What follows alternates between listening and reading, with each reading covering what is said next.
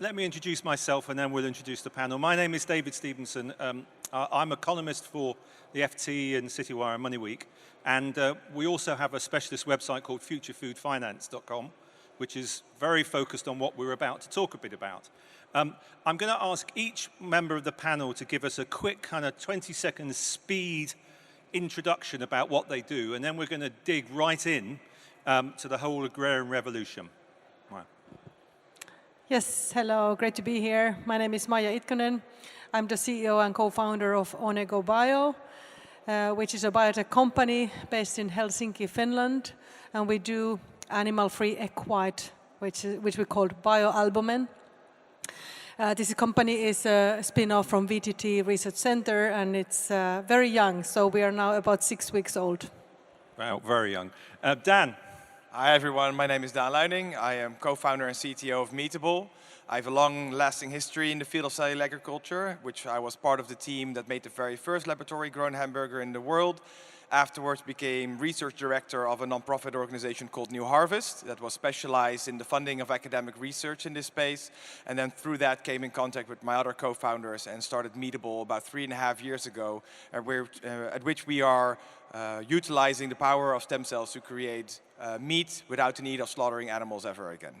And finally, but the best is to come, Anthony. Hi everyone, I'm Anthony Chow. I'm a co-founder of Agronomics. We're the London-listed investment company exclusively dedicated to the field of cellular agriculture. We've got a portfolio of 21 companies covering beef, pork, chicken, seafood, dairy proteins, egg whites, all the major protein categories, and the only way that public market investors can get exposure to this field. Okay, so we'll start with a kind of definitional exercise. Who wants to pick this one up? We've got the panels called the Agrarian Revolution. Most of us probably thought there was an Agrarian Revolution in the 1700s and 1800s, but there's a new Agrarian Revolution kicking off, and it's a wide spectrum. So let's just define it first, and then we'll ask why it matters to investors. So who wants to take the baton of explaining this Agrarian Revolution?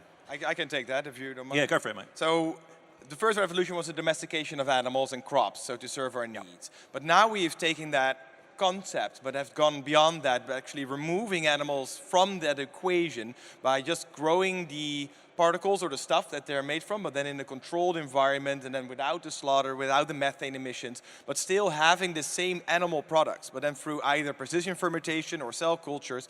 And this way, reducing all the harm that classical animal husbandry has on our planet and on people and on the animals itself. Okay, good definition. And it's worth saying that the Agrarian Revolution probably also encompasses a wider range, including ag tech itself, lots of profound changes going on in farming, everything from robotic strawberry pickers through to kind of plant biotech. So it's a wide revolution spanning everything from kind of meat alternatives through to revolutionizing farming. Why should investors care? Well, I think investors should care because this is one of the most significant ESG opportunities of our time. The total addressable markets that are being disrupted or here are in the order of $5 trillion. This is larger than the auto market, standalone basis. Okay, so I get that. So it's a big addressable market. Are the products there? Are they ready to hit the market? What's out there? What can people actually taste? And let's make an initial distinction, shall we? There are lots of terms bandied around. Dan's just mentioned a whole bunch of them, yeah? Even within the kind of animal alternative space, there's lots of options. So on one side, there's plant-based alternatives. Beyond Meat is probably the big poster child for that, and Impossible's out there as well. Then there's cultured meat, which used to be known as lab meat and faux meat and all the other terms, but now cultured meat is the preferred term, and we'll talk a bit about that.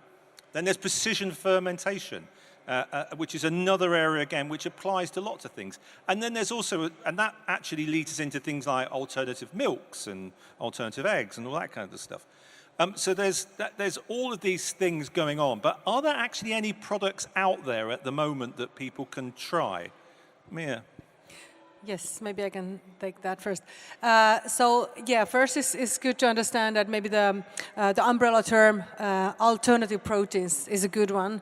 So whenever we're talking about alternative proteins, we're talking about something that is going to be decoupled from the animal agriculture, and then based on the different needs and different sub-industries, there will be different methods of producing these products. Right. So plant-based products have been paving the way. It's really important. Myself, I also have background in the plant-based proteins. Right.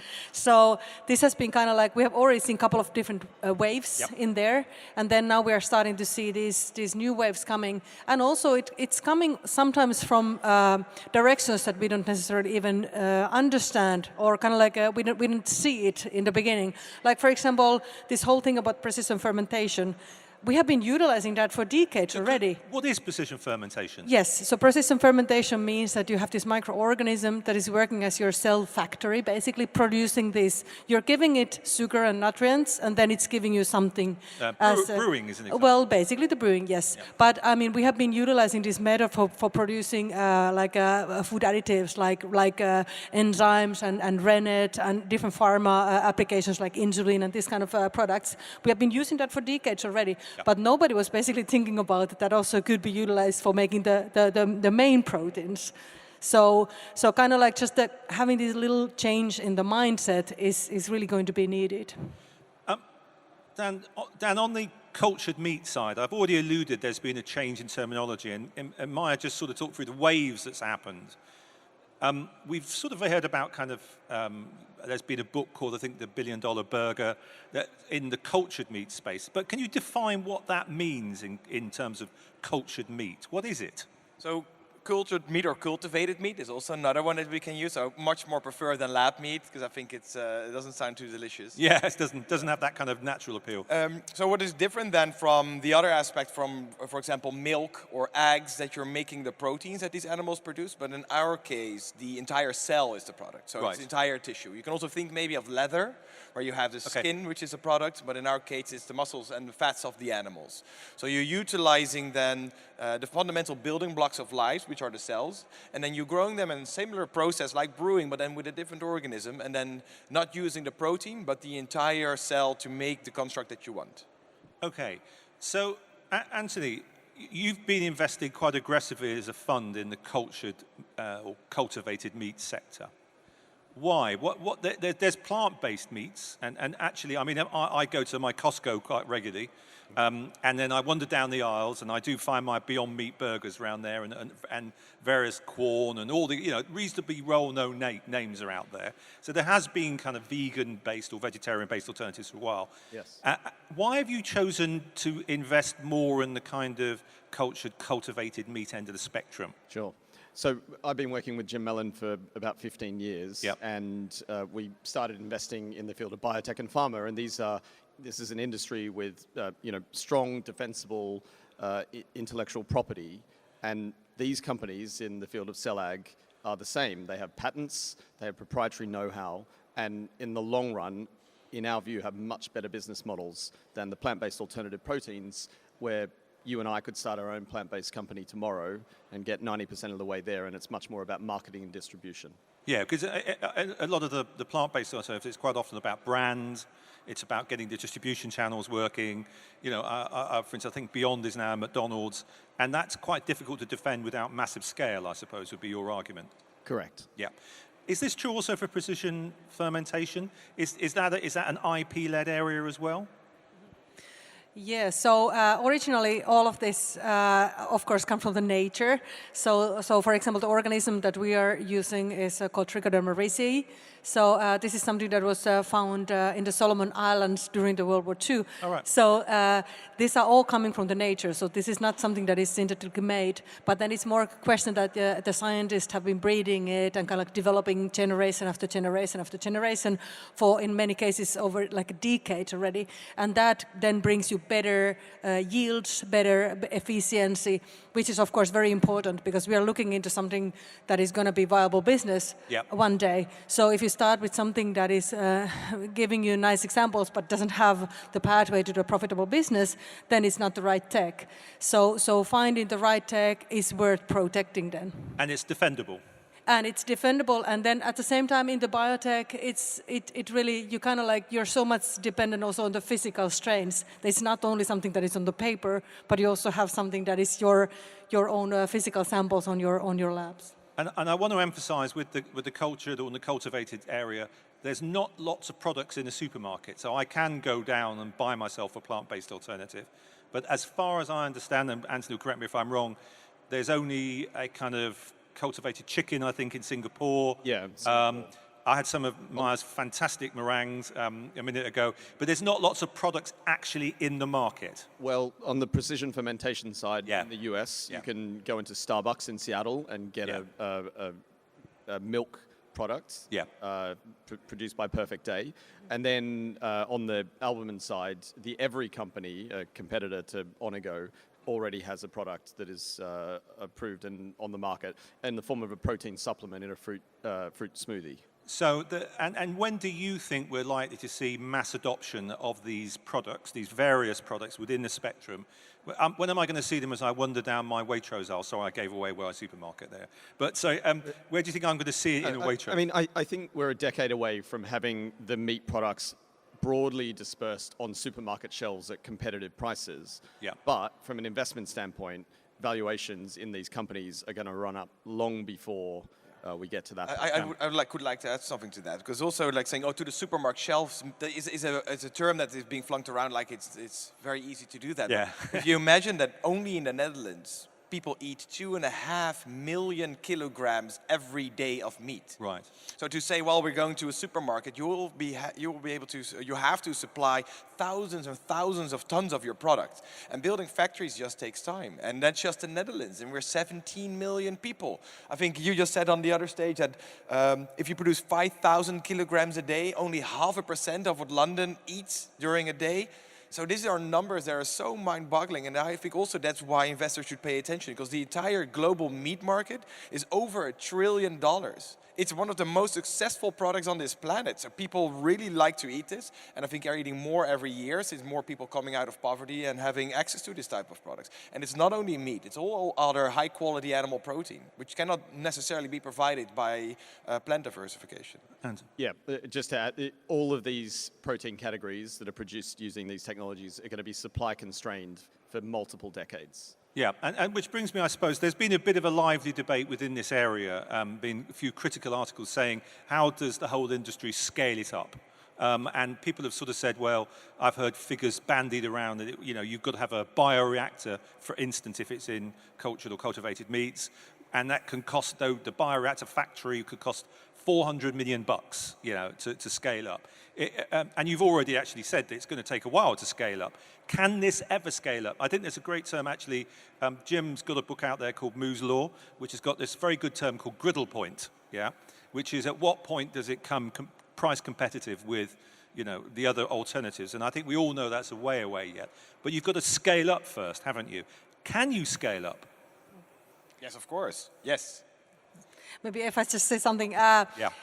It's so funny to see kind of like backwards that it's not that long ago that the factory farming was actually not there yet. Yeah. The factory farming was also invented. It was also invented that it was a massive investment to get that up and running everywhere. So just thinking that, like now we're just doing it much more with a kind of much better focus and kind of like seeing the whole picture. It was just happening little by little by little, but now we're kind of like seeing the whole picture at once, which of course makes you think that, okay, oh my God, it's going to be huge. Yeah. But at the same time, we are making huge improvements in our society all the time. So this is just one of them, and it just happens to be something that we absolutely have to do. We can't continue this way. Look, the Good Food Institute estimates that to meet 10% of our protein production requirements, a $1.8 trillion capex investment is going to be required. So it's certainly a lot of money, but it's not completely unthinkable amounts of money. And that there is the economic opportunity for investors. And if you're understanding who the GFI is, it's well worth looking at their website, because they're a kind of think tank go-to website, and if you're an investor, that's a very good website to go to. Largest non-profit, and by the way, all proceeds of profits of Moore's Law go to the Good Food Institute. Okay, so I also want to talk a bit about consumers. So there's the products, there's the scaling up and opportunity set. Who is this really aimed at? My partner is a vegetarian, and when I sort of talk to her about plant-based burgers, she's not interested. She doesn't want anything to do with animals, anything that looks like animals. I've known many vegans, and they sort of going, well, it's not quite what I'm interested in, really. Who do you think is, I mean, maybe I'm wrong, I've got an unrepresentative sample here. Who is the real market here? Because I've always had this hunch that it might just be people like me, flexitarians, who just want to eat less meat. Who is the market? For the bioalbumin, our animal-free egg white, the market is very wide because the egg white is used in so big variety of products, and the number of applications is so huge. It's quite often used just an aid for making the product a little bit better.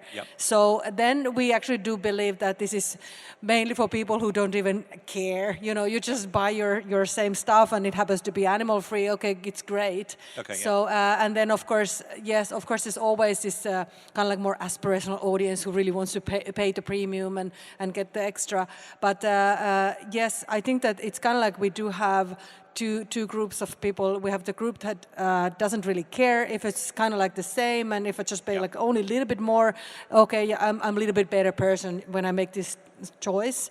And then of course, then on the other hand, you have this group of people who just really would like to have the actual animal based, but because you have made the decision that you do not want to support the animal agriculture anymore, so then it's your choice and you're ready to pay whatever for that. So Dan, is it the kind of early adopters, the vegetarians and the vegans, or is it more the flexitarian majority? In our case, I would say if you definitely look at the numbers, the recent numbers, at least if I have them correctly off top of my mind, is that only 3 to 5% of Western society is actually vegan and vegetarian. And they're not eating meat already, so why would I target my product to them? I am actually the person that doesn't want to quit meat, but feels bad about it. And there's quite some of those.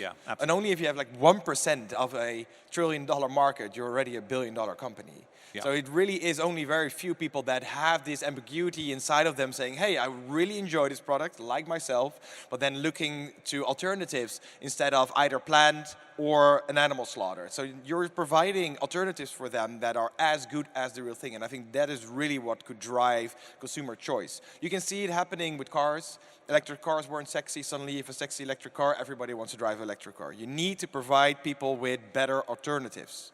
Maija. Yeah, and it's also so that, you know, sometimes people keep asking that, okay, what is going to be the thing that is going to solve this whole thing? So what is going to be the next meat? But it's not going to be like that. There's going to be a variety of different things and different solutions. So it's going to be like much more fragmented in the future. It's the same with energy, right? Nobody's saying, oh, only wind, only solar. No, it's a diversity that's going to win. That's what makes a robust food system that you can lean on if something goes wrong, right? Because it isn't as robust as we think it is. Anthony, I just want to talk also, sticking with the kind of consumer behavior and products theme, what do we think are likely to be the kind of early wins?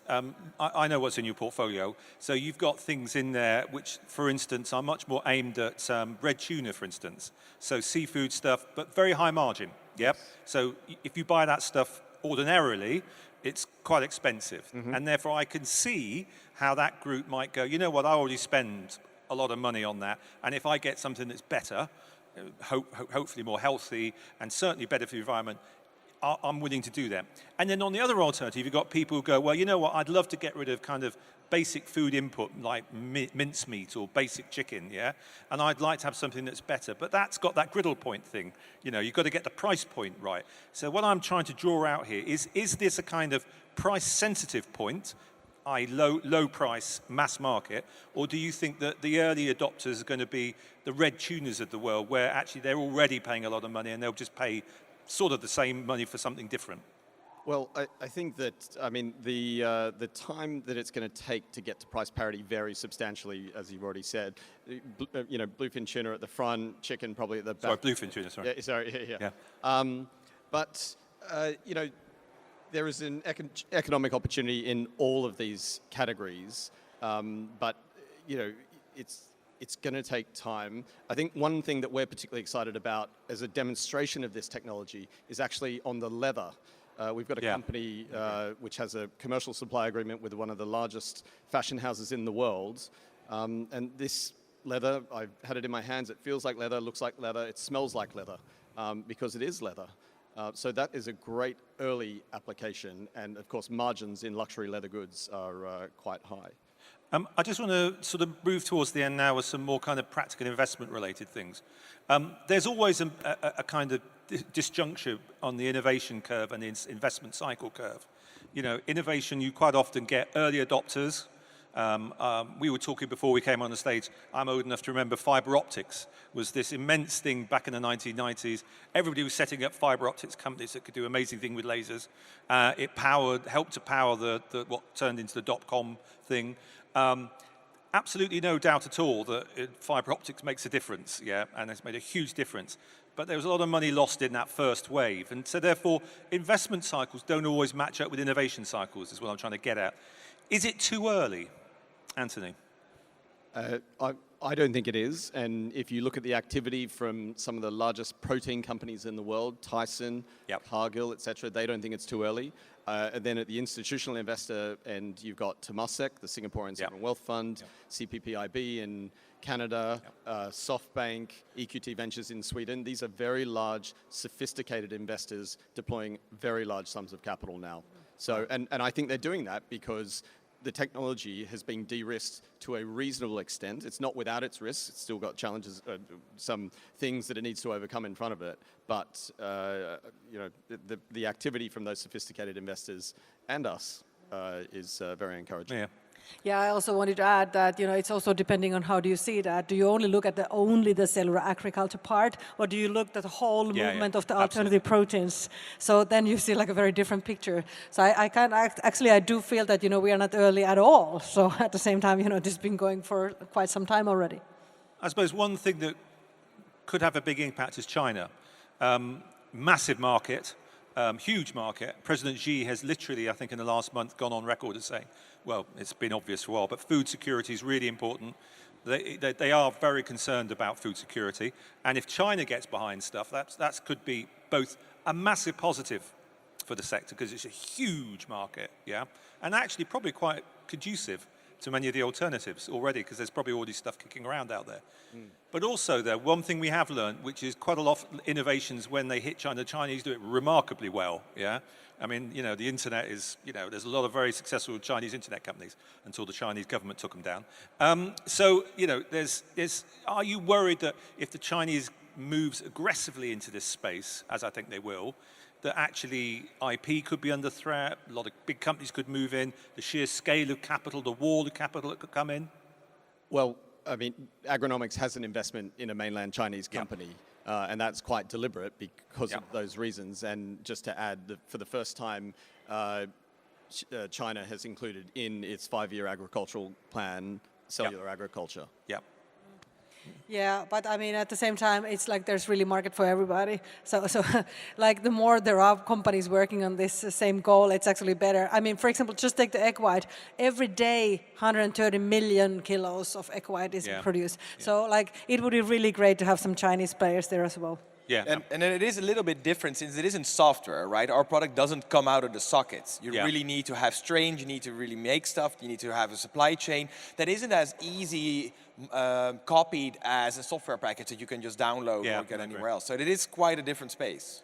And I just want to sort of finish off on both opportunities and also investment ideas. This might end up being a bit more Anthony's area, but there's not a lot of publicly quoted stuff out there, is there? So we at Future Food Finance have got an index, and I think we've struggled to get above 35 companies which are in the bigger ag-tech space, yeah? But that includes people like Novozymes and, you know, which are pretty old school enzyme companies, really. There's not a lot in the public markets, is there? Obviously, there's Agronomics.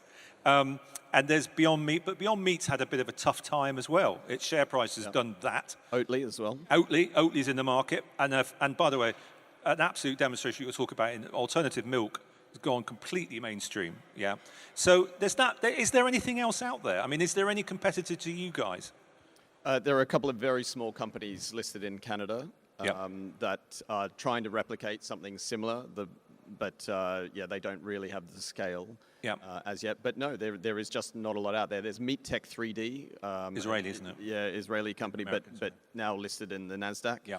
So, yeah, there's not a lot of opportunities for public market investors. And what would you say, Anthony, I'll come to you Dan, but what would you say to people who say, well, actually, I'll stick with the big established players, the Beyond Meats and all these kind of companies, Oatly, there's a few other players in that market as well. There's some ingredients companies as well, people like Balcam and all that kind of stuff. Do you think you should maybe think about diverting money to them because they're already on the market, it's already got big revenue lines, or do you think you should jump ahead? Well, Beyond Meat's valuation has come down from 13 billion down to 3 now, yep. And that's because it is not experiencing the growth that it had hoped. There was some data out in January showing that the plant-based alternative meat market in the US actually shrunk by 3% month on month. Yep. So, these products are not satisfying broader consumers. They have, less than 1% market share. Doesn't mean you can't make money in them, and now that Beyond Meat is down so much, it might just be an opportunity. And it's worth actually saying on the Beyond Meat thing, which is what's interesting, we're seeing a change in the market, which is that it was trying to push a lot through takeaway and restaurants and wholesale, and now you're seeing in adverts on TV and it's trying to build a brand. Dan, I interrupted you before. Yeah, sorry. Also, blatantly plugging us, even though we're not maybe in the market space, in the open market space where people can invest, but we are currently raising our B round. So if there's people liking what they're hearing, you can always reach out to me and also reach out to Meatable if you're interested in investing in this new space, very exciting new space. Yeah. Yeah, but I also want to say that, in a way, like if you think about this Beyond Meat, there was maybe a little bit of this kind of hype that that's going to be the only thing. It's going to be kind of like the thing that solves everything. Of course it's not. We need to have, like we were talking, we will need to have like multiple of different solutions. It's going to be like a puzzle from different pieces. So I wouldn't be too worried about that. It's definitely going to build, like have its role, and there's going to be need for all kinds of companies. So anyways, we were just also talking about that. Is it good to have like a very small part of something that is huge, or quite significant part of something that is still quite small? So like at the same time, jumping on something that is maybe not the mainstream yet could be also a nice choice for an investor. And I just want to round up with just a kind of final call to action. When are we going to see your products out there, and how excited are you getting out there? When do you think we're going to see them in our shops, or with ingredients or other companies? Yes. So yeah, we are currently just building the pilot the product and pilot production and sorting out the regulatory approvals. But we look forward to having the approvals and the pilot during next year. But we do believe that this egg white thing is something that could be like, if you've been playing Angry Birds, it's kind of like one thing that actually makes a really much bigger impact than just its own industry. Dan? So we already have a pilot plan that's running currently. So we're using those batches to start for regulatory approval late 2024-25. Lovely. And Anton, I'm going to leave the most difficult question for you at the end, because you look over the whole spectrum. What's the one area that you think over the next, obviously you're into sort of cultivated and cultured meat, what's the one kind of sub-niche product that you think has got huge potential, where you wake up every morning and you go, now that, if it works, that is interesting?